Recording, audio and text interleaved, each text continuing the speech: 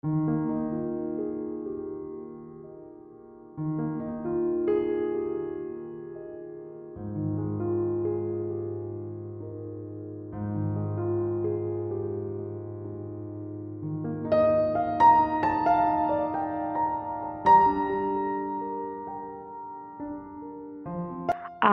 হাউসওয়াইফরা বাইরে ইনকাম করতে না গেলেও ঘরে বসে খুব সামান্য হলেও একটু বুদ্ধি খাটিয়ে ইনকাম করে নিতেই পারি। রাধে রাধে বন্ধুরা, শুভ সকাল। হাওড়া জেলার একটি ছোট্ট গ্রাম থেকে আমি প্রিয়া। তো তোমরা যে যেখান থেকে আমার ব্লগটা দেখছো, আশা করি সকলে ভালো আছো। আর আমিও তোমাদের সকলের আশীর্বাদে খুব খুব ভালো আছি গো। তো বন্ধুরা, আজকে ব্লগটা শুরু করলাম সকালবেলা চা দিয়ে।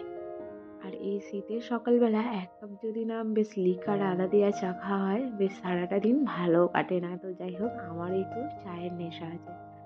তো আমার সকালবেলা চাটা নিয়ে খেলে নয় ঠিক মানে সারাটা দিন জমে না। এবার কিন্তু আমি ভাবছি ছেড়ে দেবো, কারণ আমি নয় চিয়া সিড 1 কেজি কিনে রেখে দিয়েছি রোয়া হওয়ার জন্য, যে সকালবেলা একটু করে খাবো, চাটা ছেড়ে দেবো। কিন্তু সেটা আর হয়নি। যাই হোক, এই যে দেখো আজকে সকালবেলার হচ্ছে মুড়ি খাওয়ার তরকারি হবে, পেঁপের তরকারি। তো আমাদের হচ্ছে ছোট সংসার, আমার শ্বশুর শাশুড়ি মা, আমার হাজব্যান্ড আর আমি। আমার ননদের তো বিয়ে হয়ে গেছে, আর আমাদের মিঠি সোনা। তো আমাদের যেহেতু গ্রামে ঘর, দেখো এইদিকে হচ্ছে সকালবেলার ব্রেকফাস্টে মুড়িটাই খাওয়া হয় তরকারি দিয়ে। আর একটু রুটি, পরোটা কিংবা লুচি মাঝে মধ্যে খেতে ইচ্ছা করে, কিন্তু মিটি সোনা খুবই ছোট, আর ছোট ছেড়েও ও প্রচণ্ড দুরন্ত, এত দুরন্ত যে হয়ই না সকালবেলার দিকে। আর পেঁপে আলুর তরকারিটা দিয়ে মুড়ি খেতে বেশ কিন্তু ভালোই লাগে। আমার মাম্মামও কিন্তু পেঁপে আলুর তরকারি কিন্তু একটু একটু খায়। তো মাম্মামের এইভাবে বয়স হয়েছে 1.5 বছর।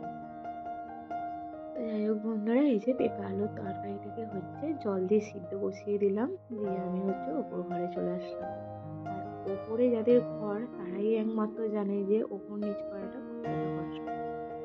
তো এখন বয়স অল্প আছে, এখন সারাদিন ওপর নিচ করি, অতটা অসুবিধা হয় না, কিন্তু আমি ভাবি যখন বয়স হয়ে যাবে তখন কি করবো। যাই হোক, এই যে ওপরে ছাদে গিয়ে মানে দোতলার ছাদে গিয়ে ব্ল্যাঙ্কেটটা রোদে দিয়ে আসলাম। আর আমাদের তো মানে নিচে দুখানা, একটা হচ্ছে আমার শ্বশুর শাশুড়ি থাকে, একটা আমার শ্বশুর মশাইয়ের মুদিখানা দোকান। আর ওপরে দুখানা, একটা আমরা থাকি আর একটা আমার ননদ থাকতো, কিন্তু ননদের বিয়ে হয়ে যাওয়ার পর ফাঁকাই থাকে। ওই আমরা মাঝে মধ্যে থাকি, এমনি না হলে বন্ধই থাকে।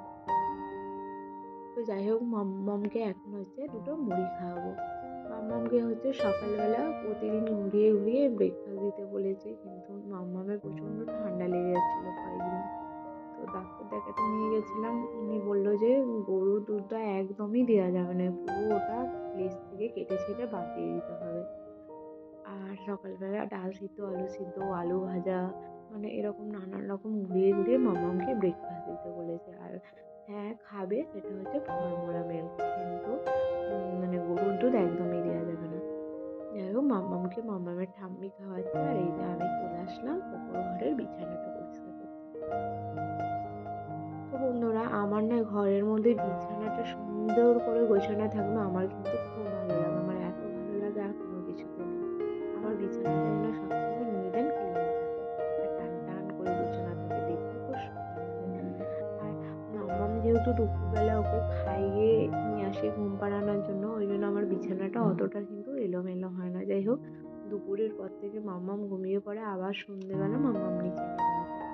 সন্ধ্যের পর থেকে আমার বিছানার যে কি হাল হয়ে যায় তোমাদেরকে দেখালে তোমরা চিনতে পারবে না। যাই হোক, তো বন্ধুরা, আমি তোমাদেরকে যেটা বলছিলাম যে আমরা হাউস ওয়াইফরা বাইরে না ইনকাম করতে গেলেও ঘরে বসে একটু বুদ্ধি খাটিয়ে খুব সামান্য হলেও নিজেদের জন্য কিন্তু 2 টাকা রাখতে পারি। তো তোমাদেরকে আগেই বলে রাখি, তোমরা কিন্তু মানে চেষ্টা করো, প্রতিটি মেয়ের হাতে কিন্তু সামান্য হলেও টাকা থাকা খুবই জরুরি। কেন বলো তো, কখন কার থেকে হাত, দেখো স্বামীর কাছে চেয়ে নেওয়াটা কোনো মানে লজ্জার নয়, খারাপ নয়, কিন্তু তবুও কি বলতো, টুকটাক মেয়েদের অনেক কিছুই কিনতে ইচ্ছে করে। তো তখন এইভাবে নিজের কাছে টাকাগুলো থাকলে নিজের পছন্দের জিনিস কেনাই যায়। আর সবসময় হাজব্যান্ডের থেকে চাইতেও তো একটা কেমন লাগে, তাই না বলো? যাই হোক,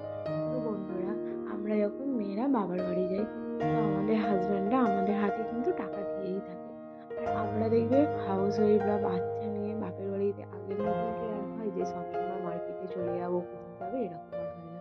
এই বাপের বাড়িতে গিয়েই থাকি। আর খুব একটা বাইরেও বেরোনো হয় না। ওই জন্য যে টাকাটা মানে বাপের বাড়ি যাওয়ার সময় দেয়, তো সেই টাকাটা কিন্তু বেঁচেই যায় অনেকাংশে। তো সেই টাকাটা নিজের পার্সেই রেখে দিই আমি। আর সেই টাকাটা আমার কিন্তু থাকে, আমি পরে আমার অন্য কিছু কাজে ব্যবহার করি। তারপর বন্ধুরা, এই ধরো মাম্মামের হচ্ছে দুধ। কোনো মাসে হয়তো মাম্মামের দুধ লাগলো, যখন কাউ মানে নিতাম, ফর্মুলা মিল্ক নিতাম, হয়তো 2 টো লাগলো, আমি মাম্মামের বাবাকে বলতাম 4 টে।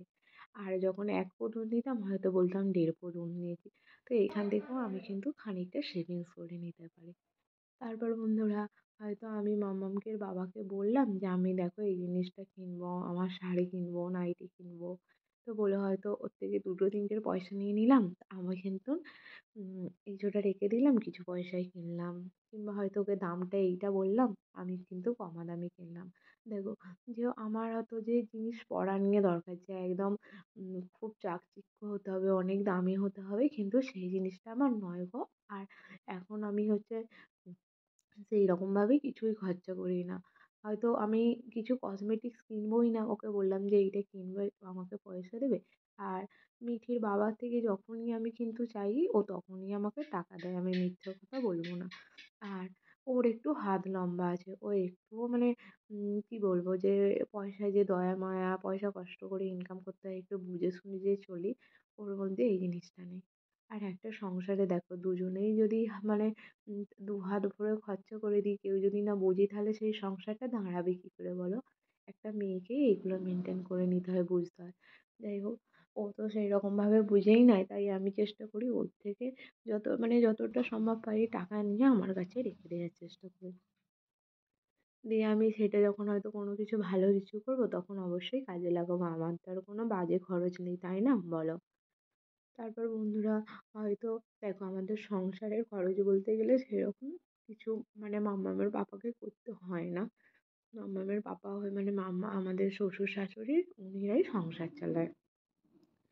সবজি বলো, আমাদের চাল, মুড়িটা তো চাষের চাল থেকেই হয়ে যায়।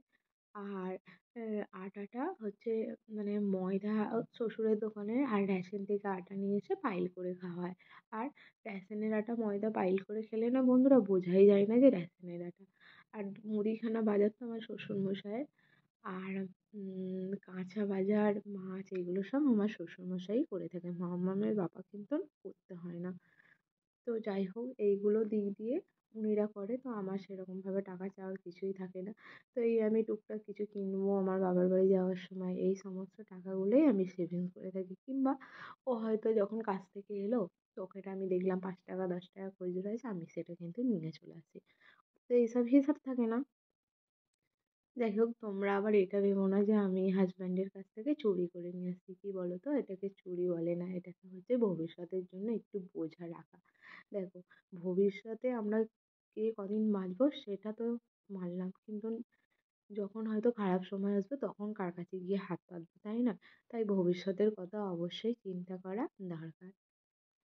যাই হোক, তো তোমাদের আমার ভ্লগ মানে আমার কথাগুলো যদি কিছু খারাপ লেগে থাকে, আমাকে কিন্তু জানিও যে কোন জায়গাটা আমি ভুল বললাম। তো এই দেখো, রান্না বান্না কমপ্লিট করে ফেলেছি। আর এই যে আমি হচ্ছে উনুন শালটা আগে ভালো করে হচ্ছে লেপে নিচ্ছি। তো রান্না করার পরে এই গরম উনুনে যে জলটা পড়ে, তার গন্ধটা এত সুন্দর লাগে যে বলবার মতন নয়।